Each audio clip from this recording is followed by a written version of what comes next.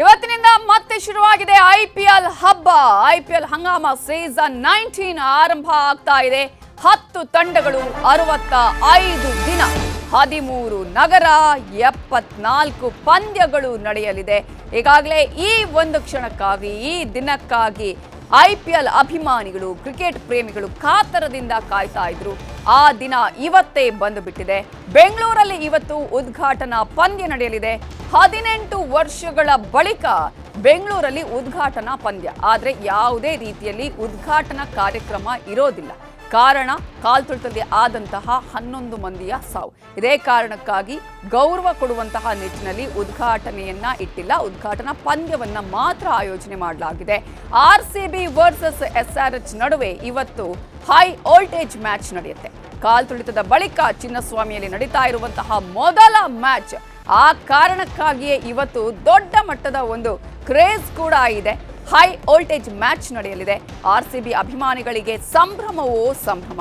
Kohli batting ಅನ್ನ ಕಣ್ತುಂಬಿಕೊಳ್ಳುವ ಕಾತರದಲ್ಲಿದ್ದಾರೆ ಅಭಿಮಾನಿಗಳು.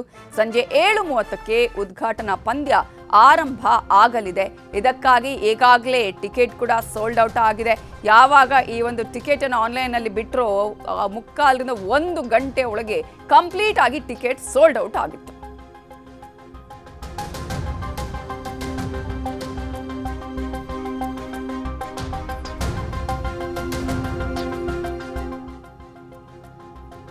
ಇದೇ ವಿಚಾರಕ್ಕೆ ಸಂಬಂಧಪಟ್ಟ ಹಾಗೆ ಇನ್ನಷ್ಟು ಡೀಟೇಲ್ಸ್ ಅನ್ನ ಕೊಡೋದಕ್ಕೆ ನಮ್ಮ ರಿಪೋರ್ಟರ್ಸ್ ಈಗ ನೇರ ಸಂಪರ್ಕದಲ್ಲಿ ಜಾಯಿನ್ ಆಗಿದ್ದಾರೆ. ಈಗಾಗಲೇ ಈ ಒಂದು ಮ್ಯಾಚ್ಗಾಗಿ ಕಾಯ್ತಾ ಇದ್ದಂತಹ ಅಭಿಮಾನಿಗಳಿಗೆ ಇವತ್ತು ಬಹಳ ಖುಷಿಯ ವಿಚಾರ. ಶರಣ ಹಂಪಿ ಈಗಾಗಲೇ ಪಿಚ್ ರಿಪೋರ್ಟ್ ಬಗ್ಗೆ ಮಾಹಿತಿಯನ್ನು ಕೊಡ್ತಾರೆ. ಜೊತೆಗೆ ಇದು ನಮಗೆಲ್ಲರಿಗೂ ಕೂಡ ಒಂದು ಪಾಠ, ಮುನ್ನೆಚ್ಚರಿಕೆ ವಹಿಸೋದಿಕ್ಕೆ, ಎಲ್ಲಾ ರೀತಿಯ ಕ್ರಮಗಳನ್ನ ಕೈಗೊಳ್ಳೋದಿಕ್ಕೆ. ಹಾಗಾದ್ರೆ ಸೆಕ್ಯೂರಿಟಿ ಹೇಗಿದೆ ಅನ್ನೋದ್ರ ಬಗ್ಗೆ ಡೀಟೇಲ್ಸ್ ಕೊಡೋದಕ್ಕೆ ನಮ್ಮ ರಿಪೋರ್ಟರ್ ಮಾದೇಶ್ ನೇರ ಸಂಪರ್ಕದಲ್ಲಿ ಜಾಯಿನ್ ಆಗಿದ್ದಾರೆ. ಮೊದಲನೇದಾಗಿ ನಾನು ಶರಣ ಹಂಪಿಗೆ ಕೇಳಕ್ಕೆ ಇಷ್ಟಪಡ್ತೀನಿ. ಈಗಾಗಲೇ ಈ ಒಂದು IPL ಹಬ್ಬ ಮತ್ತೆ ಬಂದಿದೆ. ಬಹಳ ನಿರೀಕ್ಷೆಯಿಂದ, ಕಾತರದಿಂದ ಕಾಯ್ತಾ ಇದ್ದಂತಹ ಅಭಿಮಾನಿಗಳಿಗೆ ಇವತ್ತು ಈ ಒಂದು ಹಬ್ಬವನ್ನ ಕಣ್ತುಂಬಿಕೊಳ್ಳುವಂತಹ ಸಡಗರ. ಈ ಚಿನ್ನಸ್ವಾಮಿಯ ಸ್ಟೇಡಿಯಂನಲ್ಲಿ ಈಗ ಯಾವ ರೀತಿಯಾಗಿ ಬದಲಾವಣೆಗಳನ್ನ ಮಾಡಿಕೊಳ್ಳಲಾಗಿದೆ, ಪಿಚ್ ಯಾವ ರೀತಿಯಾಗಿದೆ? ನವಿತಾ, ಎಲ್ಲರೂ ಕೂಡ ಅಂದ್ಕೊಂಡಿದ್ರು ನಿಜವಾಗ್ಲೂ ಕೂಡ ಈ ರೀತಿಯಾದಂಥ ಮ್ಯಾಚ್ ಮತ್ತೆ ಶುರು ಆಗುತ್ತೆ ಇಲ್ಲ ಅಂತಲೂ ಕೂಡ ಎಲ್ರಿಗೂ ಕೂಡ ಒಂದು ರೀತಿ ಆತಂಕ ಮತ್ತು ಭಯ ಕಾಡ್ತಾ ಇತ್ತು. ಯಾಕಂದರೆ ಕಳೆದ ವರ್ಷ ಆದಂಥ ಇನ್ಸಿಡೆಂಟ್ ಏನಿದೆ ಅದನ್ನು ಯಾರು ಕೂಡ ಮರೆಯುವಂತಿಲ್ಲ. ಅದಾದಮೇಲೆ ಸಾಕಷ್ಟು ಪ್ರಯತ್ನಗಳ ಬಳಿಕ KSA ಮತ್ತು ರಾಜ್ಯ ಸರ್ಕಾರದ ಹಲವು ಡೈರೆಕ್ಷನ್ಗಳ ಬಳಿಕ ಕೊನೆಗೂ ಕೂಡ RCB ಬೆಂಗಳೂರಲ್ಲಿ ಚಿನ್ನಸ್ವಾಮಿ ಕ್ರೀಡಾಂಗಣದಲ್ಲಿ ಮ್ಯಾಚ್ ಶುರುವಾಗ್ತಾ ಇದೆ. ಅದು ಉದ್ಘಾಟನಾ ಪಂದ್ಯ. ಯೂಶಲಿ ಚಿನ್ನಸ್ವಾಮಿ ಕ್ರೀಡಾಂಗಣ ವಿಶ್ವ ದರ್ಜೆ ದೊಡ್ಡ ಕ್ರೀಡಾಂಗಣ, 40,000 ಸೀಟ್ ಕೆಪಾಸಿಟಿ ಇರುವಂಥ ಈ ಕ್ರೀಡಾಂಗಣದಲ್ಲಿ ಎಲ್ಲ ಫೆಸಿಲಿಟೀಸ್ ಇದೆ. ಒಂದು ವೇಳೆ ಮಳೆ ಬಂತಂದ್ರೂ ಕೂಡ ಅರ್ಧ ಗಂಟೆ ಒಳಗಡೆ ಸಂಪೂರ್ಣವಾಗಿ ನೆನೆಯುವಂಥ ಟೆಕ್ನಾಲಜಿನೂ ಕೂಡ ಇದೆ. ಸೊ ಇಂಥ ಪಿಚ್ ಏನಿದೆ ಯೂಶಲಿ ಬ್ಯಾಟರ್ಸ್ಗೆ ಭಾಳ ಅನುಕೂಲ ಮಾಡಿಕೊಡುವಂಥ ಪಿಚ್. ಯಾಕಂದರೆ ಬೌಂಡ್ರಿ ಭಾಳ ಚಿಕ್ಕದು. ಬೇರೆ ಏನು ಗ್ರೌಂಡಿಗೆ ಕಂಪೇರ್ ಮಾಡಿದ್ರೆ ಈ ಗ್ರೌಂಡ್ ಚಿಕ್ಕದಿರೋ ಕಾರಣಕ್ಕಾಗಿ ಬ್ಯಾಟ್ಸ್ಮನ್ಗಳಿಗೆ ಹಬ್ಬನೇ ಅಂತ ಹೇಳ್ಬೋದು. ಈ ಹಿಂದಿನ ಮ್ಯಾಚ್ಗಳನ್ನು ನೋಡ್ತಾ ಹೋದರೆ ಆಲ್ಮೋಸ್ಟ್ 150 to 200 ರನ್ಸ್ವರೆಗೂ ಕೂಡ, ಈವನ್ 200 ಕ್ರಾಸ್ ಕೂಡ ಆಗುತ್ತೆ. ಬ್ಯಾಟಿಂಗ್ ಯಾರು ಮೊದಲು ಆಯ್ಕೆ ಮಾಡ್ಕೋತಾರೆ, ಫಸ್ಟು ಬ್ಯಾಟಿಂಗ್ ಮಾಡೋರಿಗೆ ಗೆಲ್ಲುವಂಥ ಚಾನ್ಸಸ್ ಅತಿ ಹೆಚ್ಚಾಗಿದೆ. ಕಳೆದ 4 ಮ್ಯಾಚಲ್ಲಿ 3 ಮ್ಯಾಚ್ RCB ಗೆದ್ದಿದೆ, 1 ಮ್ಯಾಚ್ ಮಾತ್ರ ಸೋತಿರೋದು. ಅದು 1 ಮ್ಯಾಚ್ ಮಾತ್ರ 98 ರನ್, ಭಾಳ ಲೋಯೆಸ್ಟ್ ಸ್ಕೋರ್ ಆಗಿದ್ದು. ಅದು ತುಂಬ ಅಪರೂಪ ಆ ರೀತಿಯಾದಂಥ ಸ್ಕೋರ್ ಆಗೋದು. ಇವತ್ತಿನ ಮ್ಯಾಚಿನ ಬಗ್ಗೆ ಹೇಳೋದಾದರೆ ಎರಡೂ ಬಹಳ ಘಟಾನುಘಟಿ ತಂಡಗಳೇ ಇರೋದು. ಅದರಲ್ಲೂ ಕೂಡ RCBಯಲ್ಲಿ ಈ ಬಾರಿ ಅಂತೂ ಇನ್ನೂ ಕೂಡ ಮ್ಯಾಕ್ಸಿಮಮ್ ಬ್ಯಾಟಿಂಗ್ ಟಾಪ್ ಆರ್ಡರ್ಸ್ ಇರ್ಬೋದು. ವಿರಾಟ್ ಕೊಹ್ಲಿ ಮತ್ತು ಫಿಲ್ ಸಾಲ್ಟ್ ಕಳೆದ 3 ಮ್ಯಾಚಲ್ಲಿ ಏನು ಹೇಳ್ಕೊಳ್ಳುವಂಥ ಪ್ರದರ್ಶನ ಏನು ಮಾಡಿಲ್ಲ. ಅವ್ರನ್ನ ಆಡಿಸ್ತಾರೋ ಇಲ್ಲ ಅನ್ನೋದ್ರ ಬಗ್ಗೆನೂ ಕೂಡ ಟೀಮ್ ಮ್ಯಾನೇಜ್ಮೆಂಟ್ ಯೋಚನೆ ಮಾಡ್ತಾ ಇದೆ. ಯಾಕಂದರೆ ಫಾರ್ಮ್ ತುಂಬಾ ಇಂಪಾರ್ಟೆಂಟ್ ಆಗುತ್ತೆ. ಯಾಕಂದರೆ ಬೇತಲ್ ಇದ್ದಾರೆ, ಅವರನ್ನು ಫಸ್ಟಿಗೆ ಏನಾದರೂ ಓಪನರ್ ಆಗಿ ಏನಾದರೂ ಮಾಡಿಸ್ಬೇಕಾ ಅಥವಾ 1 ಡೌನಲ್ಲಿ ಏನಾದರೂ ಆಡಿಸ್ಬೇಕಾ ಅಂತೇಳಿ. ಇನ್ನು ದೇವದತ್ ಪಡಿಕ್ಕಲ್ ಇದ್ದಾರೆ, ರಜತ್ ಪಟ್ಟಿದಾರ್ ಇದ್ದಾರೆ, ಇದರ ಜೊತೆಗೆ ಶೆಫರ್ಡ್ ಕೂಡ ಇದ್ದಾರೆ, ನಿಮಗೆ ಕೃಣಾಲ್ ಪಾಂಡೆ, ಹೀಗೆ ಸಾಲಾಗಿ ಅದ್ಭುತವಾದಂಥ ಬ್ಯಾಟ್ಸ್ಮನ್, ಆಲ್ರೌಂಡರ್ ಇದ್ದಾರೆ. ಆದರೆ ಒಂದು ಬಹಳ ಪ್ರಮುಖವಾಗಿ ಕಾಡ್ತಾ ಇರೋದು ಬೌಲಿಂಗ್ ವಿಚಾರವಾಗಿ ಏನಾದರೂ ಪ್ರಾಬ್ಲಮ್ ಆಗುತ್ತಂತೆ. ಹೇಸಲ್ವುಡ್ ಮೊದಲ ಮ್ಯಾಚ್ ಅಲಭ್ಯ ಆಗ್ತಾರೆ ಅನ್ನುವಂಥ ಮಾಹಿತಿ ಇದೆ. ಅದು ಒಂದಷ್ಟು ಮೈನಸ್ ಪಾಯಿಂಟ್ ಆಗೋದು ಹೊರತುಪಡಿಸಿದಂತೆ ಇನ್ನು RCB ಸ್ಟ್ರಾಂಗ್ ಟೀಮ್ ಅನ್ನೋದು ಭಾಳ ಸ್ಪಷ್ಟ. ಒಂದು ವೇಳೆ ಏನಾದರೂ ಟಾಸ್ ವಿನ್ ಆದರೆ RCB ಗೆಲ್ಲುವಂಥ ಫೇವ್ರೆಟ್ ತಂಡ ಆಗಿ ಮುಂದುವರಲಿದೆ. ಹಾಗಂತೇಳಿ RCBನೇ ಫೇವ್ರೆಟ್ ತಂಡ ಅಂತ ಹೇಳೋದಾದರೆ ಆಪೋಸಿಟ್ ಇರುವಂಥ ತಂಡ ಏನು ಕಡಿಮೆ ಏನಿಲ್ಲ. ನಿಮಗೆ ಅದ್ಭುತವಾದಂಥ ಬ್ಯಾಟ್ಸ್ಮನ್ಗಳು ಎಲ್ಲರೂ ಕೂಡ ದಾಂಡಿಗರು. ಯಾಕಂದರೆ SRH ಟೀಮಲ್ಲಿ ಮೊದಲ 4 ಬ್ಯಾಟ್ಸ್ಮನ್ ಏನಿದ್ದಾರೆ ಅವರ ಸ್ಟ್ರೈಕ್ ರೇಟ್ ನೋಡ್ತಾ ಹೋದರೆ 200, 250ವರೆಗೂ ಕೂಡ ಇದೆ. ಆ ರೀತಿಯಾದಂಥ ಬ್ಯಾಟ್ಸ್ಮನ್. ಆದರೆ ಕಳೆದ ಏನು ವರ್ಲ್ಡ್ ಕಪ್ ಮ್ಯಾಚಲ್ಲಿ ಹೇಳ್ಕೊಳ್ಳೋಂಥ ಸಾಧನೆ ಏನು ಬಂದಿಲ್ಲ. ಫೈನಲ್ ಮ್ಯಾಚಲ್ಲಿ ಒಂದು ಸೇರಿದಂತೆ ಇನ್ನೊಂದು ಮ್ಯಾಚಲ್ಲಿ 2 ಮ್ಯಾಚಲ್ಲಿ ಮಾತ್ರ ಅದ್ಭುತವಾದಂಥ ಪ್ರದರ್ಶನವನ್ನು ಅಭಿಷೇಕ್ ಶರ್ಮಾ ಮಾಡಿದ್ದಾರೆ. ಆದರೆ ಇಶಾನ್ ಕಿಶನ್ ಇದೇ ತಂಡದಲ್ಲಿರೋದು. ಅವರು ಯಾವುದೇ ಗ್ರೌಂಡ್ ಆದ್ರೂ ಕೂಡ ಅದ್ಭುತವಾದಂಥ ಬ್ಯಾಟಿಂಗ್ ಮಾಡ್ತಾರೆ.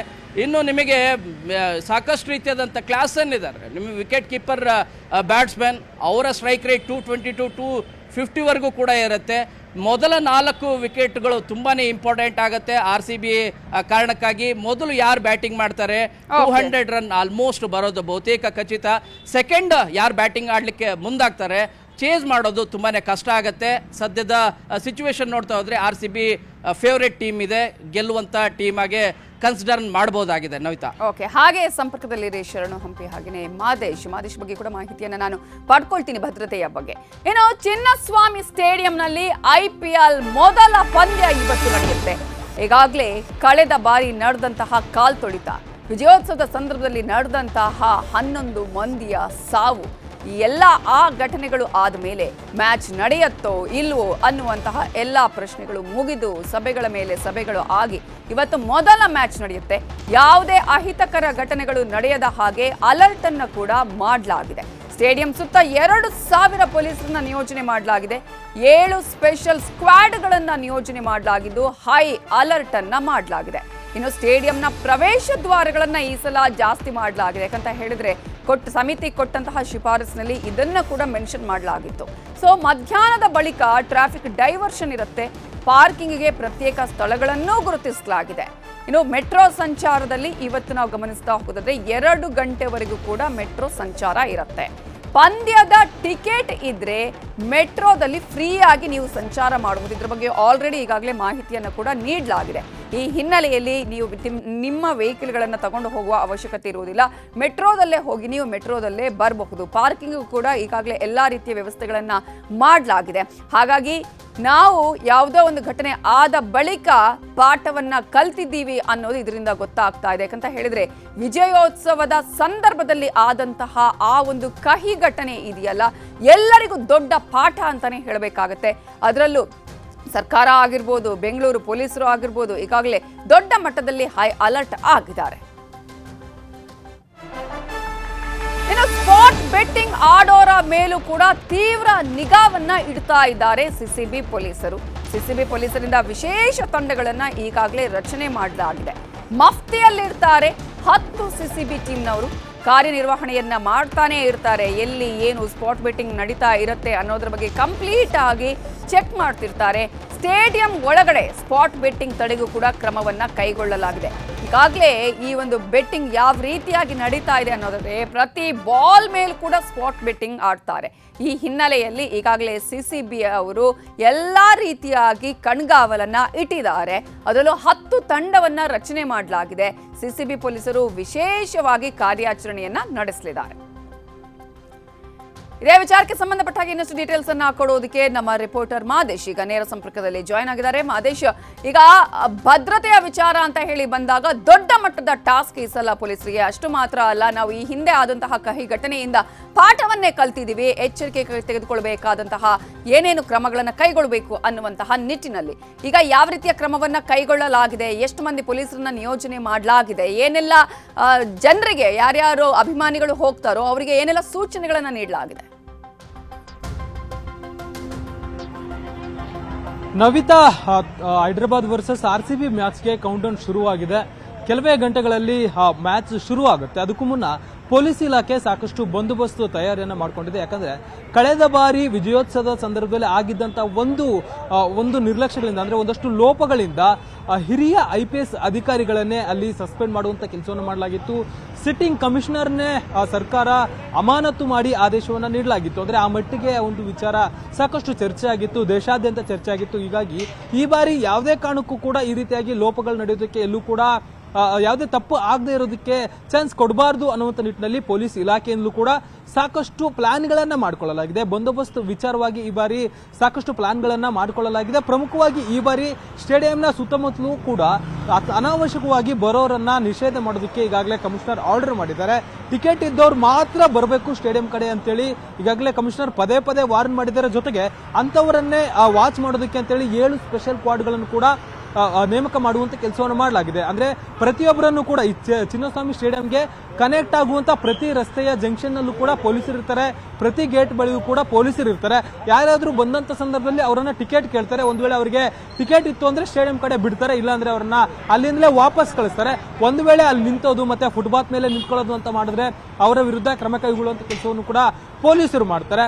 ಇದರ ಜೊತೆಗೆ ಟ್ರಾಫಿಕ್ ವಿಚಾರವಾಗಿಯೂ ಕೂಡ ಸಾಕಷ್ಟು ಕ್ರಮಗಳನ್ನ ಕೈಗೊಳ್ಳಲಾಗಿದೆ. ಪ್ರತಿ ಗೇಟ್ ನಲ್ಲೂ ಕೂಡ ಪೊಲೀಸ್ ಸಿಬ್ಬಂದಿಯನ್ನ ನೇಮಕ ಮಾಡಲಾಗುತ್ತೆ. ಮತ್ತೆ ಪ್ರತಿಯೊಂದು ಮೇನ್ ಪಾಯಿಂಟ್ಗಳಲ್ಲಿ ಹಿರಿಯ ಅಧಿಕಾರಿಗಳನ್ನು ಕೂಡ ನೇಮಕ ಮಾಡಲಾಗುತ್ತೆ. ಅಂದ್ರೆ ಕಳೆದ ಬಾರಿ ಇಷ್ಟು ದಿನಗಳ ಕಾಲ ಆದಂತಹ ಬಂದೋಬಸ್ತ್ ವ್ಯವಸ್ಥೆ ಸಂದರ್ಭದಲ್ಲಿ ಹಿರಿಯ ಅಧಿಕಾರಿಗಳು ಫೀಲ್ಡ್ ನಲ್ಲಿ ಅಷ್ಟೊಂದು ಇರ್ತಿರ್ಲಿಲ್ಲ.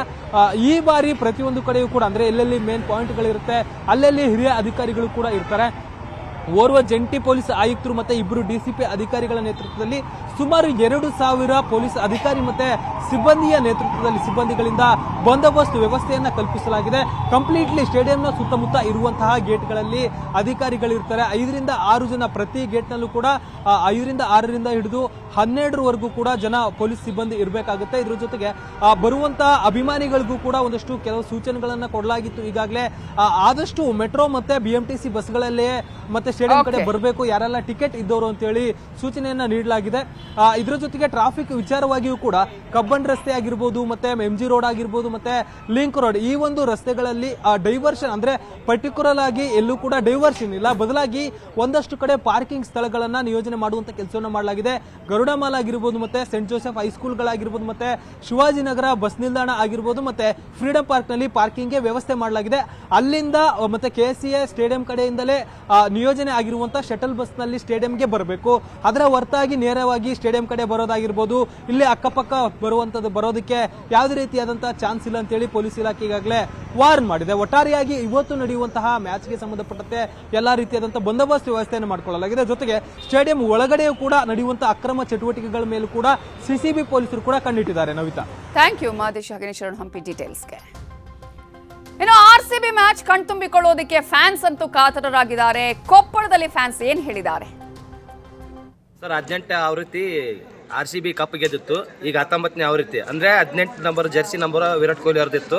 ಅದೇ ರೀತಿಯಾಗಿ 19ನೇ ಜರ್ಸಿ ನಂಬರು ನಮ್ಮ ಕನ್ನಡಿಗಾದಂಥ Rahul Dravid ಅವ್ರದ್ದಿದೆ.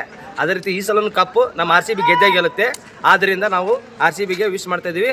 All the best RCB. ಈ ಸಲ ಕಪ್ಪು ನಮ್ದೇ. ಇಡೀ ದೇಶಾದ್ಯಂತ ಒಂದು ಸಂಭ್ರಮಾಚರಣೆ ಮನೆ ಮಾತಾಗಿದೆ. ಯಾಕಂತಂದ್ರೆ RCB ಮ್ಯಾಚ್ ಯಾವಾಗ್ಲಿದ್ರೂ ಏನಾಗುತ್ತೆ, ಅದು ಒಂದು ಟ್ರೆಂಡ್ ಇರುತ್ತೆ. RCB ಅನ್ನೋದ ಒಂದು ಟ್ರೆಂಡ್. ಅದಕ್ಕೋಸ್ಕರ ಸರಿ ಏನು 18ನೇ ಸೀಸನಲ್ಲಿ RCB ಕಪ್ ಹೊಡೆದಿತ್ತು. 19ನೇ ಸೀಸನಲ್ಲಿ ಈ ಸರಿಯ ಕಪ್ ನಮ್ಮದೇ ಅನ್ನುವಂತಹ ಎಲ್ಲ ಒಂದು ಅಭಿಮಾನಿಗಳ ಒತ್ತಾಸೆ ಐತಿ. ಅದರಿಂದ ಇವತ್ತಿಂದ ನಮ್ದು ಏನು ಜಾತ್ರಾ ಮಹೋತ್ಸವ ಅಂದ್ರೂ ತಪ್ಪಾಗ್ಲಿಕ್ಕಿಲ್ಲ. ಅದಕ್ಕೋಸ್ಕರ ಈ ಸರಿ ಕಪ್ಪು ನಮ್ಮದೇ. ಜೈ RCB, ಗೆದ್ದ RCB. ಕನ್ನಡಿಗದ ಒಂದು ಮೊದಲ ಮ್ಯಾಚ್ RCB ವರ್ಸಸ್ SRH ಪಂದ್ಯ ಇಂದು ಚಿನ್ನಸ್ವಾಮಿ ಕ್ರೀಡಾಂಗಣದಲ್ಲಿ ನಡೀತಾ ಇದೆ. RCB ಮ್ಯಾಚ್ ಅಂದ್ರೇನೆ ಒಂದು ಹಬ್ಬ. ಆ ಹಬ್ಬದ ಜೊತೆಗೆ ಒಂದು ಮನೋರಂಜನೆ ಇರುತ್ತೆ. ಯಾಕಂದರೆ ನಮ್ಮ RCB ಅವರು ಸುಮ್ಮನೆ ಗೆಲ್ಲಲ್ಲ, ಕನ್ನಡಿಗರ ಎದೆಗಳನ್ನು ಡಗಡಗ ನಡಗಿಸಿ ಕೊನೆಗೆ ಒಂದು ಜಯಬೇರಿಯನ್ನು ಬಾರಿಸ್ತಾರೆ. ಕ್ರಿಕೆಟ್ ರಸಿಕರಿಗೆ, ಕನ್ನಡಿಗರಿಗೆ ಇದು ಒಂದು ಹಬ್ಬ. ಇವತ್ತು RCB ಪಕ್ಕಾ ಗೆಲ್ಲುತ್ತೆ. ರನ್ ಮಿಷನ್ ವಿರಾಟ್ ಕೊಹ್ಲಿ ಅವರು ಮತ್ತೆ ಸೆಂಚುರಿ ಹೊಡಿತಾರೆ. ರಮೀನೋ ಶಪೋರ್ಡ್ ಆಗಿರ್ಬೋದು, ಪಡಿಕಲ್ ಆಗಿರ್ಬೋದು, ಕನ್ನಡಿಗರು ಎಲ್ಲರೂ ಅದ್ಭುತವಾದ ಪ್ರದರ್ಶನವನ್ನು ನೀಡ್ತಾರೆ. ಕನ್ನಡಿಗನಾಗಿ ಜೈ RCB, ಜೈ RCB.